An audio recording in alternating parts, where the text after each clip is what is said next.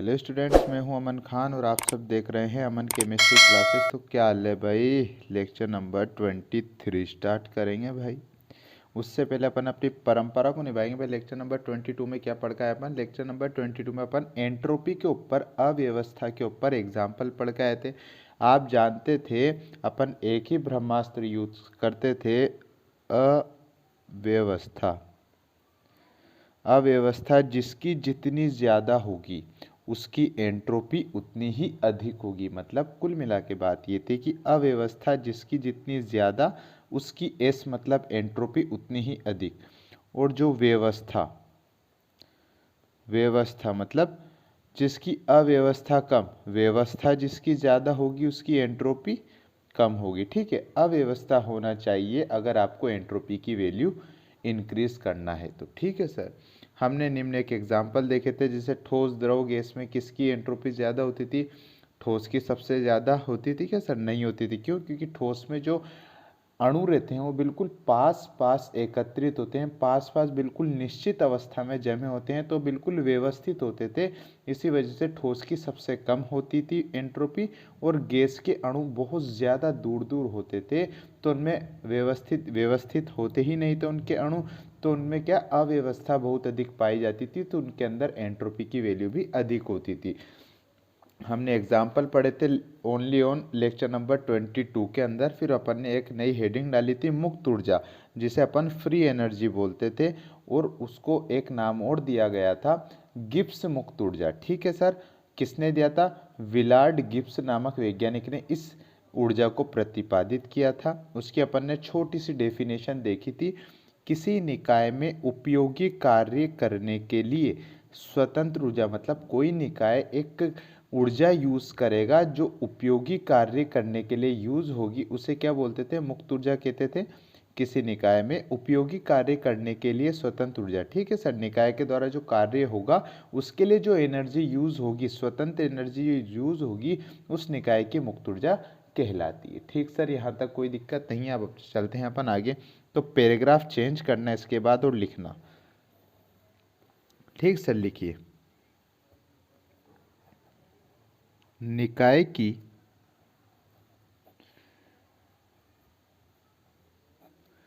मुक्त ऊर्जा में कमी, निकाय की मुक्त ऊर्जा में कमी निकाय द्वारा किए गए कार्य के द्वारा किए गए उपयोगी कार्य लिख लेना भाई। किए गए उपयोगी कार्य के बराबर होती है, बराबर होती है। ठीक सर, क्या लिखा अपन ने? निकाय की मुक्त ऊर्जा, जो निकाय के द्वारा मुक्त ऊर्जा होगी उसमें अगर कमी होगी, वो ऊर्जा में कमी कब आती है? जब निकाय कुछ कार्य करेगा। आप जानते हो, अगर आप आपके द्वारा कुछ कार्य कर रहे हो तो आपकी बॉडी में ऊर्जा में कमी आएगी। जाहिर सी बात है, कॉमन सी बात है कि अगर कोई निकाय की मुक्त ऊर्जा में कमी कब आएगी भाई? ऊर्जा में कमी जब उसके द्वारा कुछ उपयोगी कार्य किया जाएगा। ठीक सर, इसको गणितीय स्वरूप में आप लिखते हो डेल्टा जी बराबर डब्ल्यू यूजफुल। ठीक है सर, हमने इसका फॉर्मूला लिखा डेल्टा जी। जी मतलब गिब्स ऊर्जा रहती है सर। ठीक है, डेल्टा जी मतलब गिब्स मुक्त ऊर्जा में परिवर्तन कब होता है, कब आती है कमी, किसके बराबर होती है? उपयोगी कार्य। डब्ल्यू का मतलब कार्य होता है, उपयोगी मतलब यूजफुल होता है। ठीक है सर, गिब्स मुक्त ऊर्जा में कमी। अब यहाँ पर ये कमी है, इसको आपको बताना पड़ेगा। सर इसमें कमी कैसे पता बताओगे आप? तो निकाय की मुक्त ऊर्जा, यही आपकी मुक्त ऊर्जा है, इसमें कमी, कमी का मतलब माइनस का सिग्नेचर यहाँ पर लगाया दिया जाएगा। ठीक है सर, माइनस डेल्टा जी मतलब निकाय की मुक्त ऊर्जा में कमी निकाय द्वारा किए गए यूजफुल मतलब उपयोगी कार्य के बराबर होती है। ठीक है सर, ये अपन ने लिख दिया। इसको अपन और आगे डिराइव करेंगे भाई। देखिए, लिखिए, गणितीय रूप में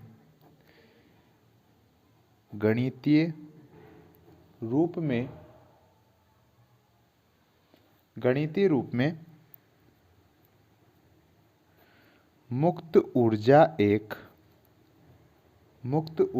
एक ऐसा फलन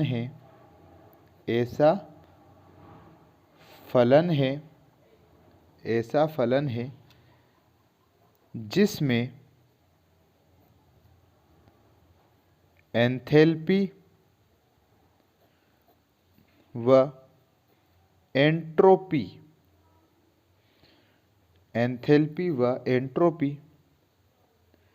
दोनों को सम्मिलित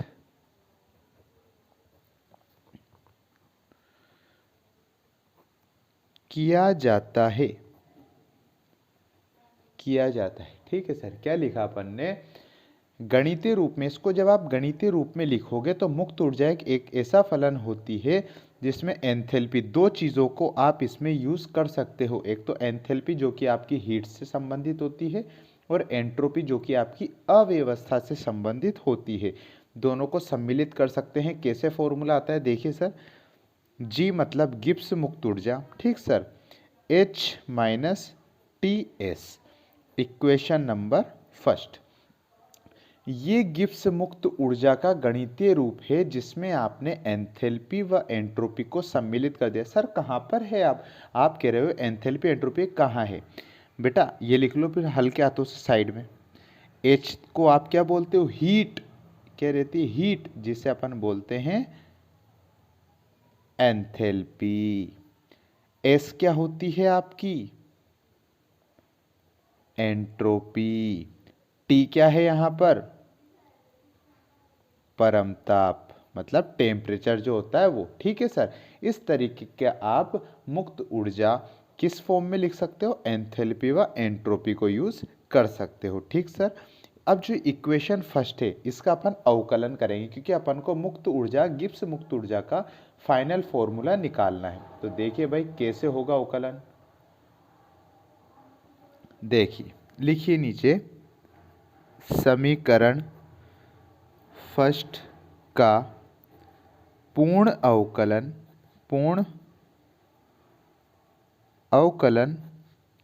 करने पर समीकरण फर्स्ट का अपन पूर्ण अवकलन कर रहे हैं भाई। ठीक, अब पूर्ण अवकलन क्या लगते हैं? अपन स्मॉल डी लगा देते हैं हर डिजिट के आगे। तो देखिए, जी का मैंने पूर्ण अवकलन करा तो स्मॉल डी जी हो गया। ठीक सर, एच का करूँगा तो डी एच हो जाएगा माइनस। अब ये देखो, यहाँ पर टेम्परेचर भी है और एंट्रोपी भी है, तो दो स्पीशी दोनों अलग अलग हैं। ठीक है सर, मैंने आपको इस ही लेक्चर में बताया था कि जब दो डिजिट एक साथ आ जाए और वो मल्टीप्लाई में हो और उसका आपको पूर्ण अवकलन करना है, तो एक नियम बताया था भाई मैंने। किस किस को याद है भाई? सोच लेना अपने अंदर ही। ठीक है, एक नहीं बताऊं उस नियम का क्या नाम था? छोड़ो पकड़ो नियम। आ गई? अरे हाँ सर, याद आ गया सर। हाँ तो बेटा ऐसे ही तो याद आ जाएगा तो बड़ी अच्छी बात है, नहीं तो बस वही बात है, फिर तो राम भरोसे बात है भाई। ठीक है, H माइनस TS। ठीक सर, इसका अपन ने पूर्ण अवकलन करा, DG कर दिया। एंथैल्पी का पूर्ण अवकलन DH हो गया, माइनस का साइन वैसा का वैसा। ठीक है, अब मैं ऐसा करता हूँ, सबसे पहले छोड़ो पकड़ो नियम से T को मैं छोड़ देता हूँ। ठीक है सर, T को मैंने छोड़ दिया, किसको पकड़ लूँगा मैं? S को। तो मैं क्या करूँगा? DS कर दूंगा। मैंने क्या करा? ध्यान देखना भाई, T को छोड़ दिया, फिर मैंने S का पूर्ण अवकलन कर दिया। कोई दिक्कत? ये माइनस का साइन वैसा का वैसा आ जाएगा दोबारा। अब मैंने पहले T को छोड़ा था, अब मैं T को पकड़ लूँगा, तो मैं क्या करूँगा? DT, मतलब T का मैंने पूर्ण अवकलन कर दिया, T को पकड़ लिया। अब S को क्या करूँगा? मैं छोड़ दूँगा। ठीक सर, कोई दिक्कत? इसको मैं ऐसे भी लिख सकता हूँ, छोड़ने वाले को आगे लिख देना भाई। देखना भाई, DG बराबर DH। ठीक, माइनस मैंने क्या करा था? T को छोड़ दिया था। ठीक, फिर मैंने S का पूर्ण अवकलन करा था। ठीक, कोई दिक्कत नहीं है, माइनस वैसा वैसा का वैसा आ गया भाई। अब मैं क्या करूँगा, पहले टी को छोड़ा था, अब किसको छोड़ दूंगा मैं, एस को छोड़ दूंगा और टी का अवकलन कर दूंगा, तो ये हो गया डी टी। ठीक, ये अपने पास आ जाती है एक इक्वेशन। फर्स्ट के बाद जैसे ही आपने इसका पूर्ण अवकलन करा तो आपके पास ये आ गई। ठीक है, कोई दिक्कत नहीं होना चाहिए। अब मैं एक लाइन लिखूंगा यहाँ पर, क्या होगी वो लाइन, समतापीय प्रकर्म के लिए, समतापीय प्रकर्म के लिए dt हमेशा 0/सन्नाटा होता है। सर ये समतापीय प्रकर्म क्यों लिखा बाकी आपने, तो हमारा बच्चा मैं आपको पढ़ा के आया था कि ऊष्मागतिकी के सभी समस्त प्रकर्म समतापीय प्रकर्म कहलाते हैं। ठीक है सर, इस वजह से समतापीय प्रकर्म है। तो यहाँ पर जो टी के साथ आपने टी का जो आप अवकलन करोगे ना, समताप है तो टेम्परेचर की वैल्यू बिल्कुल कांस्टेंट होगी, ना टेम्परेचर आप बढ़ाओगे ना टेम्परेचर आप घटाओगे, तो उसका अवकलन कर ही नहीं सकते। तो अपन ने डी टी, जहाँ पर आपने टी का संपूर्ण मतलब पूर्ण अवकलन करा है, उसको अपन क्या मान लेंगे, उस पद को अपन 0/सन्नाटा मान लेंगे। तो क्या आ जाएगी नीचे, अगर आपने इसमें जीरो रखा तो क्या नई इक्वेशन आएगी अपने पास, डी जी बराबर D H minus T D S. ठीक है, माइनस एस। ठीक है सर, माइनस एस, ये इनटू है और डी टी की जगह क्या रख दिया आपने, जीरो रख दिया। ठीक है सर, कोई दिक्कत, यहाँ कोई रॉकेट साइंस नहीं चली भाई, केवल अपन ने डी टी की वैल्यू क्या कर दी, जीरो। नई इक्वेशन अपने पास जो है डी जी बराबर D H minus T D S. S को आप अगर किसी भी स्पीशी को जीरो से इंटू करते हो तो पूरा जीरो हो जाता है, तो ये पूरा पद तो क्या हो गया सर, जीरो। तो अपने पास क्या आ गई इक्वेशन नंबर सेकेंड, ये वाली आ गई सर। ठीक है sir, D G equal to D H minus T into D S, ये सेकेंड इक्वेशन आ गई जैसे ही आपने पूर्ण अवकलन इनका करा। ठीक सर, लिखिए, यदि निकाय की प्रारंभिक एवं अंतिम अवस्था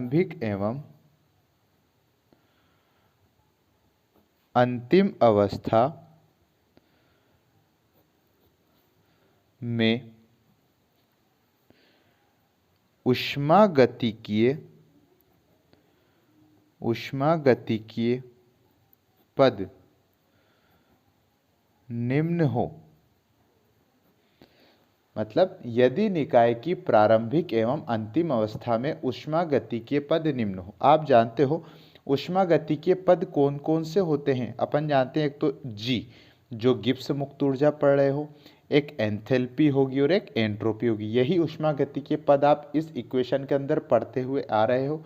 तो अपन प्रारंभिक अवस्था देखते हैं। प्रारंभिक अवस्था में क्या होगा भाई, तीनों पदों में प्रारंभिक मतलब स्टार्टिंग। ठीक है, स्टार्टिंग कहाँ से होती है, 1 2 3 ऐसे। ठीक है, तो इन तीनों पदों में आप प्रारंभिक लोगे तो इनके नीचे क्या लगा दोगे, G1 H1 और S1।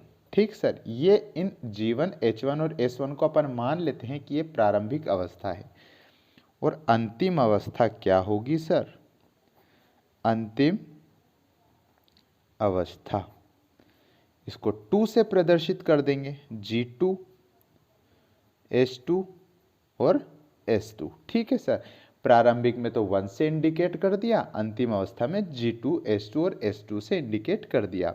अब अपन ने जो समीकरण सेकंड निकाली थी उसके ऊपर अपन कुछ इन्वेंशन करेंगे भाई, कुछ इन्वेंट करेंगे। तो क्या है भाई समीकरण सेकंड पे, लिखिए, समीकरण सेकंड का इन सीमाओं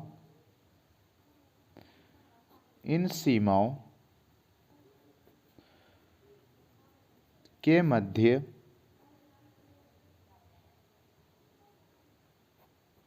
समाकलन करने पर। ठीक है सर, समीकरण पहले समीकरण सेकंड आप लिख दो। समीकरण सेकंड क्या थी आपके पास, अपने पास ही समीकरण सेकंड डी जी बराबर D H minus T ds।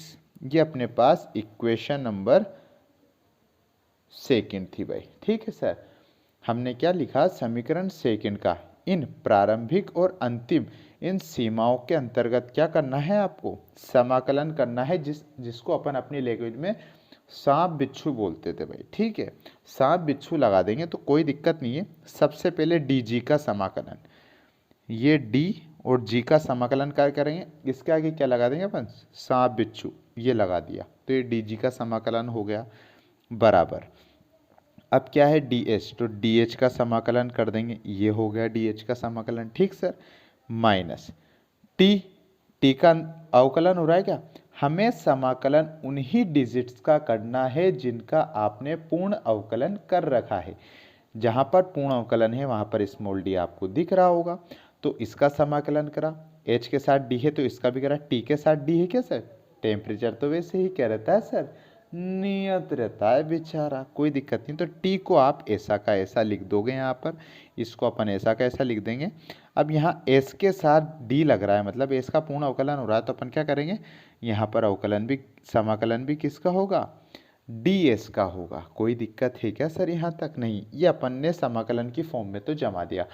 अब सीमाओं के मध्य, किन सीमाओं के मध्य, प्रारंभिक सीमा और अंतिम सीमाओं के मध्य करना है, तो अपन क्या करते हैं, जी के अंदर किसकी सीमा आएगी, जी की आएगी, तो G1 से G2 तक। ठीक है सर, प्रारंभिक सीमा जो रहती है वो नीचे जाती है, अंतिम सीमा ऊपर जाती है, ध्यान रखिएगा भाई। H के अंदर किसकी सीमा लगेगी, H की, तो H1 अपॉन H2, S के अंदर S1 और S2। ठीक सर, हमने निम्न सीमाओं के अंतर्गत समीकरण सेकंड का समाकलन कर दिया भाई।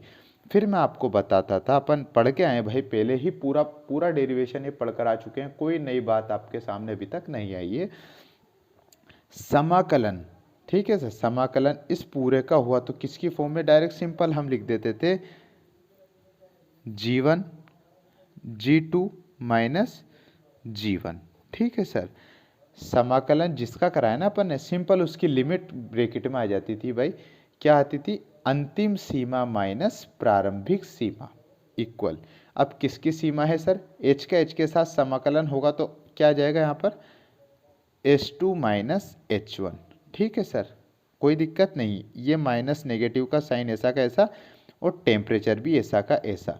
अब एस के साथ समाकलन है तो अंतिम सीमा माइनस प्रारंभिक सीमा। ठीक है सर, कुछ नहीं करा भाई, कुछ ज़्यादा रॉकेट साइंस यहाँ पर अप्लाई नहीं की गई है, केवल यहाँ पर जी का समाकलन था तो अंतिम सीमा माइनस प्रारंभिक सीमा करा, बराबर का निशान। एच का समाकलन था तो अंतिम सीमा माइनस प्रारंभिक सीमा करा।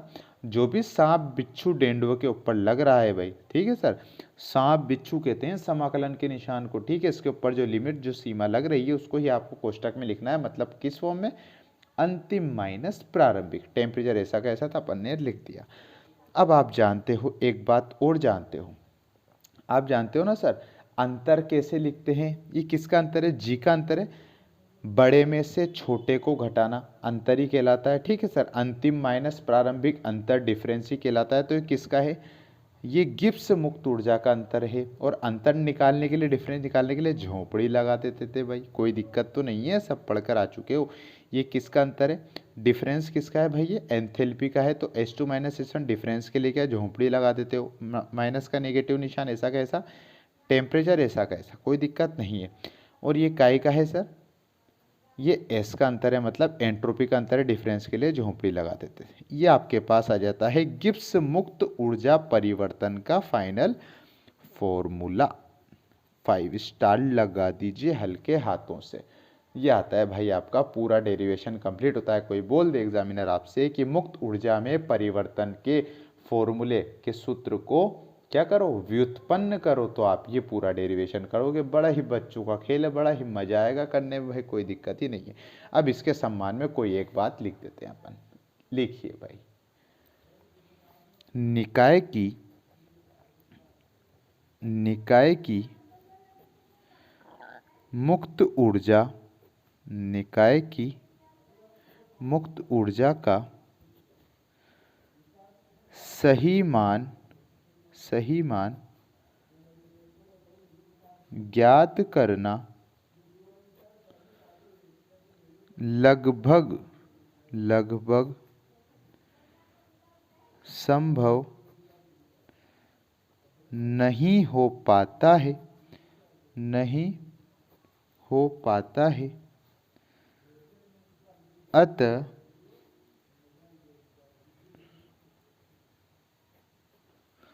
उपरोक्त समीकरण की सहायता से उपरोक्त समीकरण की सहायता से मुक्त ऊर्जा परिवर्तन को आसानी से ज्ञात किया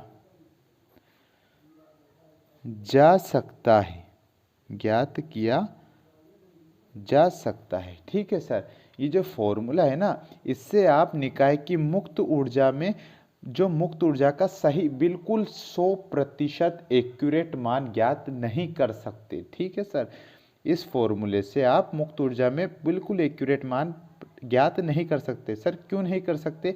क्योंकि यहाँ पर झोंपड़ी का निशान लग रहा है सर। झोंपड़ी का मतलब होता है परिवर्तन, कितना डिफरेंस आ रहा है, लगभग संभव नहीं हो पाता है। अतः उपरोक्त समीकरण की सहायता से मुक्त ऊर्जा में परिवर्तन को आसानी से ज्ञात किया जा सकता है। अपन केवल बता सकते हैं कि मुक्त ऊर्जा में कितना डिफरेंस आया है। ठीक है सर, हम ये नहीं बता सकते कि एग्जैक्ट 100% वैल्यू कितनी आई है भाई मुक्त ऊर्जा की। ठीक है सर, तो ये डिफरेंस आप बता सकते हैं इस फॉर्मूला के आधार पर। ठीक सर, चलते हैं अपन आगे। देखिए भाई, लिखिए फिर, स्टार पॉइंट डालिए भाई, स्टार पॉइंट डालिए, लिखिए। अभिक्रिया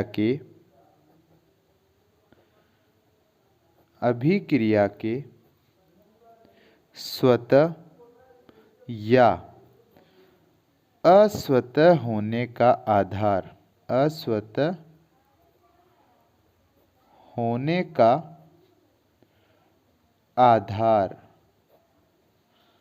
ठीक है सर, अभिक्रिया कब स्वतः होगी और कब अस्वतः होगी, उसका आधार, उसकी वैल्यू आप किस तरीके से बता पाओगे कि ये रिएक्शन स्वतः है और ये रिएक्शन अस्वतः है। ठीक है सर, इसके लिए कुछ स्टार पॉइंट होते हैं। क्या होते हैं, उसको समझने का तरीका क्या होता है, लिखिए सर। इसके अंदर पहला स्टार पॉइंट, यदि डेल्टा जी बराबर नेगेटिव या डेल्टा जी, ठीक है सर, इज लेस देन 0, तो स्वतः प्रकर्म होगा।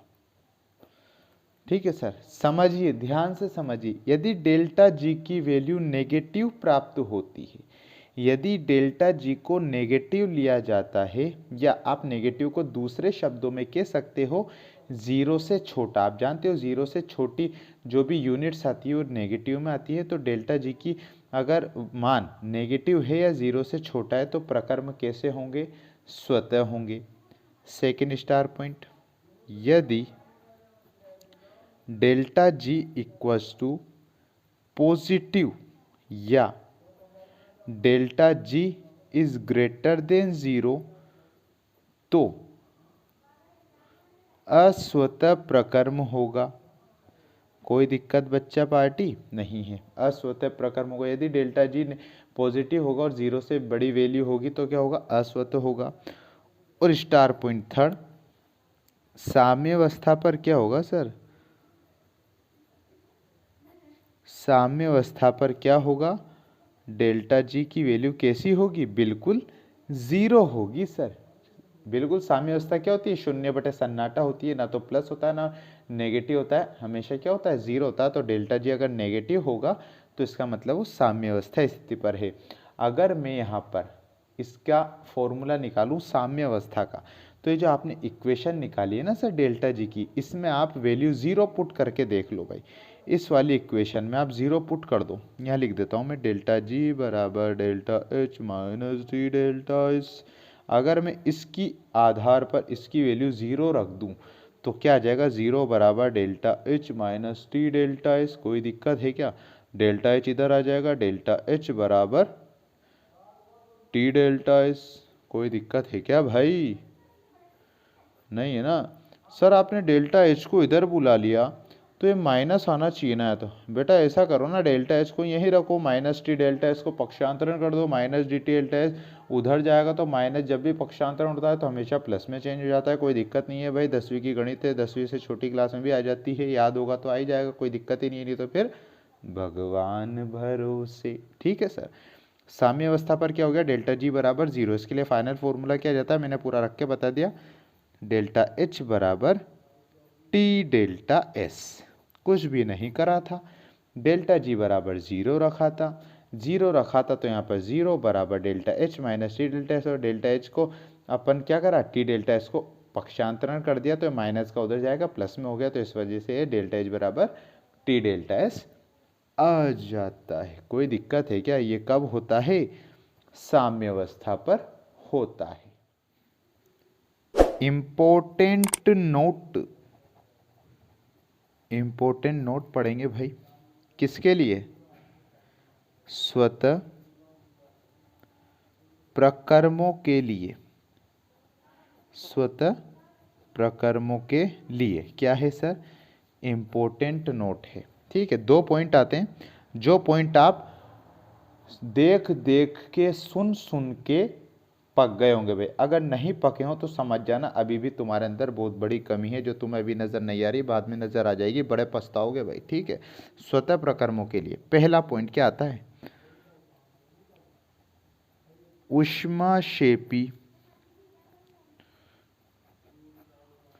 अभिक्रिया होने पर ताप कम होना चाहिए। जानते हो ना भाई ऊष्माक्षेपी किसे कहते हैं, ऊष्माक्षेपी का मतलब होता है, इसका अर्थ होता है कि किसी निकाय में से ऊर्जा बाहर निकल जाना, और ऊर्जा ही बाहर निकल जाएगी तो टेम्परेचर कम हो जाएगा। इसका अपोजिट सेकंड लिख दो भाई, ऊष्मा शोषी अभिक्रिया होने पर ताप अधिक होना चाहिए, ताप अधिक होना चाहिए। कैसे होगा, ऊष्मा शोषी होती है मतलब ऊर्जा को अपने अंदर अवशोषित कर लेगा निकाय, और एनर्जी को अवशोषित करते ही उसकी ऊष्मा की वैल्यू बढ़ जाएगी। ठीक सर, एक लाइन और लिख दीजिए, उपरोक्त दोनों परिस्थितियां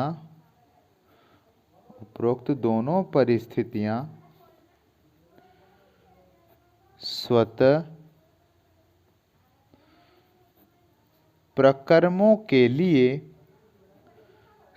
प्रकर्मों के लिए उचित परिस्थितियां